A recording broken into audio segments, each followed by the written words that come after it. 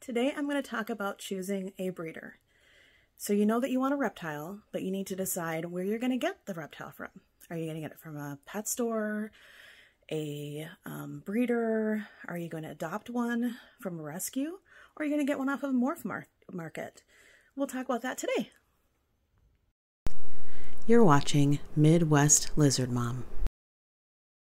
When choosing a breeder, there are some things you might want to consider. Determine what you want. So do you want your reptile to be a certain color or have a certain pattern or no pattern? So decide what you want first. Then you can move on to determining who your breeder will be. And some breeders will only produce certain morphs or colors. Some will have a wide variety. But it's important to know, first of all, what you want. You could also go on to Morph Market if you're not sure. They have a lot of categories of the different morphs, so you can do your research there and kind of narrow it down. And who knows, you might even find a breeder that you like there as well. You can read their reviews. You can go to their website if they have one or Facebook page and get information that way. It's a great resource.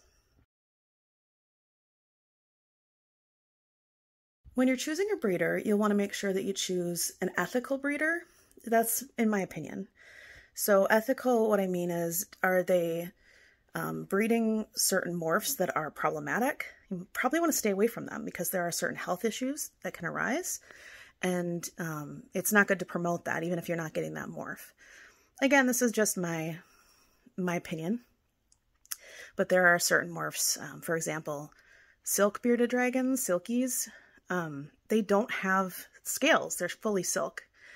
And when they bask, they can get burned, but they need to bask to get the calcium that they need in order to be healthy. So it's not good to breed these types of bearded dragons, in my opinion. I consider that problematic.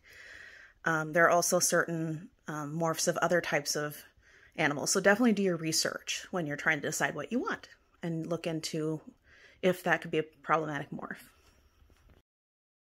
You want to make sure that whoever you're purchasing your pet from is legit. So do they have a Facebook page? Although a lot of people can just have one. But also look on Morph Market to see, have they been selling? Are you hearing good things? If you know a friend who's purchased from that breeder, that's always good. If you can go visit the breeder, that's good. You definitely want to make sure that they're legit so you don't get scammed. And if they're willing to answer your questions, then they're a good breeder because they should care where their animals go. That being said, if they have a website that has all the questions that are answered, definitely go to their Q&A. You don't want to bug them if you already have the answer that you need. But it's definitely good to ask questions if you have them.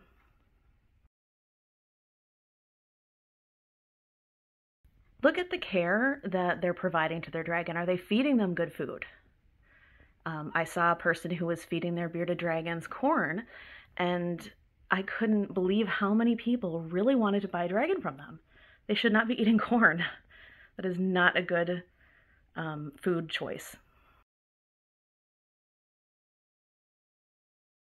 When you are going to an expo, get the list of the vendors beforehand so you can find out who's going to be there and you can do your research.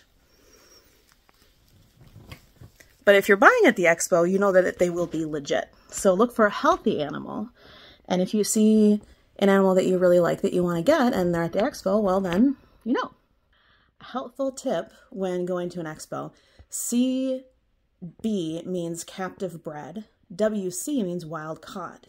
Stay away from wild caught animals because they can carry parasites and we don't want to encourage animals being taken from the wild. Bearded dragons, however, won't be because they're native to Australia and we can't get them from Australia. So all the bearded dragons you see will be captive bred. Hey, buddy.